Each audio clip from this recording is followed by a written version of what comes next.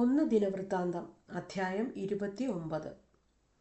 പിന്നെ ദാവീദ് രാജാവ് സർവ്വസഭയോടും പറഞ്ഞത്, ദൈവം തന്നെ തിരഞ്ഞെടുത്തിരിക്കുന്ന എൻ്റെ മകൻ ശലോമോൻ ചെറുപ്പവും ഇളം പ്രായവും ഉള്ളവൻ, പ്രവൃത്തി വലിയതുമാകുന്നു. മന്ദിരം മനുഷ്യനല്ല, യഹോവയായ ദൈവത്തിനത്രേ.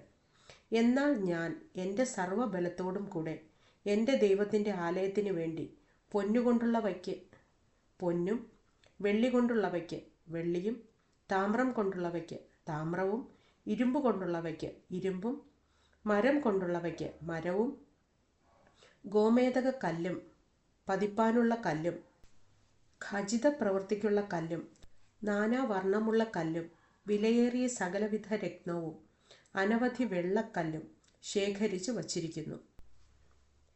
എൻ്റെ ദൈവത്തിൻ്റെ ആലയത്തോട് എനിക്കുള്ള പക്ഷം നിമിത്തം വിശുദ്ധ മന്ദിരത്തിനു വേണ്ടി ഞാൻ ശേഖരിച്ചതൊക്കെയും കൂടാതെ എൻ്റെ സ്വന്തം ഭണ്ഡാരത്തിലെ പൊന്നും വെള്ളിയും ഞാൻ എൻ്റെ ദൈവത്തിൻ്റെ ആലയത്തിനായി കൊടുത്തിരിക്കുന്നു. ആലയ ഭിത്തികളെ പൊന്നുകൊണ്ട് വേണ്ടത് പൊന്നുകൊണ്ടും വെള്ളികൊണ്ട് വേണ്ടത് വെള്ളികൊണ്ടും പൊതിവാനും കൗശലപ്പണിക്കാരുടെ എല്ലാ പണിക്കായിട്ടും ഓഫീർ പൊന്നായി 3000 താലന്ത് പൊന്നും 7000 താലന്ത് ഊതിക്കഴിച്ച വെള്ളിയും തന്നെ. എന്നാൽ ഇന്ന് യഹോവയ്ക്ക് കരപൂരണം ചെയ്യുവാൻ മനഃപൂർവ്വം അർപ്പിക്കുന്നവൻ ആർ? അപ്പോൾ പിതൃഭവന പ്രഭുക്കന്മാരും ഇസ്രായേലിൻ്റെ ഗോത്ര പ്രഭുക്കന്മാരും സഹസ്രാധിപന്മാരും ശതാധിപന്മാരും രാജാവിൻ്റെ പ്രവൃത്തിക്ക് മേൽവിചാരകന്മാരും മനഃപൂർവ്വ ദാനങ്ങളെ കൊണ്ടുവന്നു.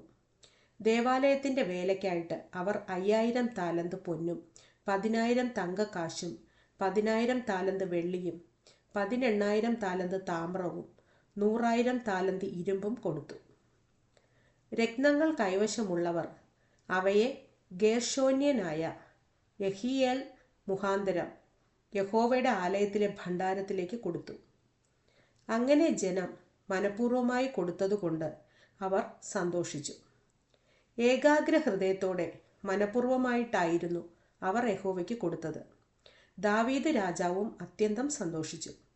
പിന്നെ ദാവീദ് സർവ്വസഭയുടെയും മുമ്പാകെ യഹോവയെ സ്തുതിച്ചു ചൊല്ലിയതെന്തെന്നാൽ, ഞങ്ങളുടെ പിതാവായ ഇസ്രായേലിൻ ദൈവമായ യഹോവേ, നീ എന്നും എന്നേക്കും വാഴ്ത്തപ്പെട്ടവൻ.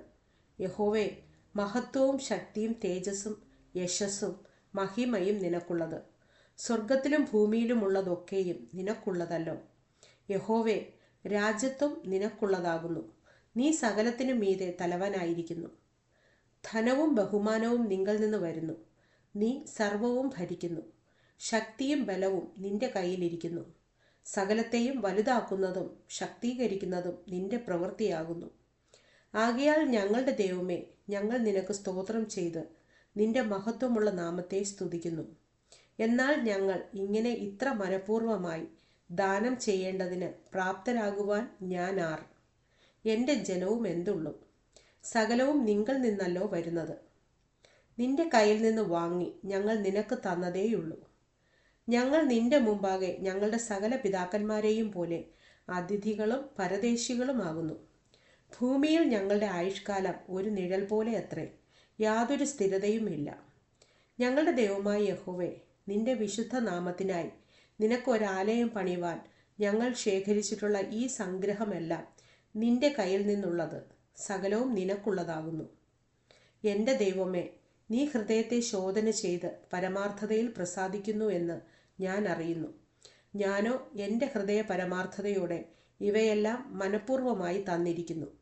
ഇപ്പോൾ ഇവിടെ കൂടിയിരിക്കുന്ന നിന്റെ ജനം നിനക്ക് മനഃപൂർവ്വമായി തന്നിരിക്കുന്നത് ഞാൻ സന്തോഷത്തോടെ കണ്ടുമിരിക്കുന്നു.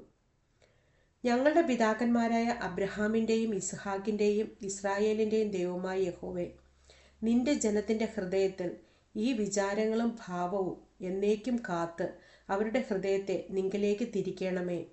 എൻ്റെ മകനായ ശലോമോൻ നിന്റെ കൽപ്പനകളും സാക്ഷ്യങ്ങളും ചട്ടങ്ങളും പ്രമാണിക്കേണ്ടതിനും പണിയേണ്ടതിനായി ഞാൻ വട്ടം കൂട്ടിയിരിക്കുന്ന മന്ദിരം തീർപ്പാൻ ഇവയെല്ലാം നിവർത്തിക്കേണ്ടതിനും അവനൊരു ഏകാഗ്ര ഹൃദയം നൽകണമേ. പിന്നെ ദാവീദ് സർവ്വസഭയോടും, ഇപ്പോൾ നിങ്ങളുടെ ദൈവമായ യഹോവയെ വാഴ്ത്തുവിൻ എന്ന് പറഞ്ഞു. അങ്ങനെ സഭ മുഴുവനും തങ്ങളുടെ പിതാക്കന്മാരുടെ ദൈവമായ യഹോവയെ വാഴ്ത്തി യഹോവയെയും രാജാവിനെയും വണങ്ങി നമസ്കരിച്ചു. പിന്നെ അവർ യഹോവയ്ക്ക് ഹനനയാഗങ്ങളെ അർപ്പിച്ചു. പിറ്റന്നാൾ യഹോവയ്ക്ക് ഹോമയാഗമായി 1000 കാളയെയും 1000 ആട്ടുകൊറ്റനെയും 1000 കുഞ്ഞാടിനെയും അവയുടെ പാനീയയാഗങ്ങളെയും എല്ലാ ഇസ്രായേലിനും വേണ്ടി അനവധി ഹനനയാഗങ്ങളെയും കഴിച്ചു. അവർ അന്ന് യഹോവയുടെ സന്നിധിയിൽ മഹാസന്തോഷത്തോടെ ഭക്ഷിച്ച് പാനം ചെയ്തു. ദാവീദിന്റെ മകനായ ശലോമോനെ 2ാം പ്രാവശ്യം രാജാവാക്കി. അവനെ യഹോവയ്ക്ക് പ്രഭുവായിട്ടും സാദോക്കിനെ പുരോഹിതനായിട്ടും അഭിഷേകം ചെയ്തു. അങ്ങനെ ശലോമോൻ തൻ്റെ അപ്പനായ ദാവീദിനു പകരം യഹോവയുടെ സിംഹാസനത്തിൽ രാജാവായിരുന്ന് കൃതാർത്ഥനായി. ഇസ്രായേലൊക്കെയും അവൻ്റെ വാക്ക് കേട്ടനുസരിച്ചു. സകല പ്രഭുക്കന്മാരും വീരന്മാരും ദാവീദ് രാജാവിൻ്റെ സകല പുത്രന്മാരും ശലോമോൻ രാജാവിന് കീഴ്പ്പെട്ടു. ഇസ്രായേലൊക്കെയും കാൺകെ യഹോവ ശലോമോനെ അത്യന്തം മഹത്വപ്പെടുത്തി. ഇസ്രായേലിൽ അവന് മുമ്പുണ്ടായിരുന്ന ഒരു രാജാവിനും ലഭിച്ചിട്ടില്ലാത്ത രാജമഹിമയും അവന് നൽകി. ഇങ്ങനെ ഇശ്ശായിയുടെ മകനായ ദാവീദ് എല്ലാ ഇസ്രായേലിനും രാജാവായി വാണിരുന്നു. അവൻ ഇസ്രായേലിനെ വാണകാലം 40 സംവത്സരമായിരുന്നു. അവൻ 7 സംവത്സരം ഹെബ്രോനിലും 33 സംവത്സരം യെരൂശലേമിലും വാണു. അവൻ നന്നാ വയസ്സു ചെന്നവനും ആയുസ്സും ധനവും മാനവും തികഞ്ഞവനുമായി മരിച്ചു. അവൻ്റെ മകനായ ശലോമോൻ അവന് പകരം രാജാവായി. എന്നാൽ ദാവീദ് രാജാവിൻ്റെ ആദ്യന്ത വൃത്താന്തങ്ങളും അവൻ്റെ രാജ്യഭാരമൊക്കെയും അവൻ്റെ പരാക്രമ പ്രവൃത്തികളും അവനും ഇസ്രായേലിനും അന്യദേശങ്ങളിലെ സകല രാജ്യങ്ങൾക്കും ഭവിച്ച കാലഗതികളും ദർശകനായ ശമൂവേലിൻ്റെ വൃത്താന്തത്തിലും നാഥാൻ പ്രവാചകന്റെ പുസ്തകത്തിലും ദർശകനായ ഗാദിൻ്റെ വൃത്താന്തത്തിലും എഴുതിയിരിക്കുന്നുവല്ലോ.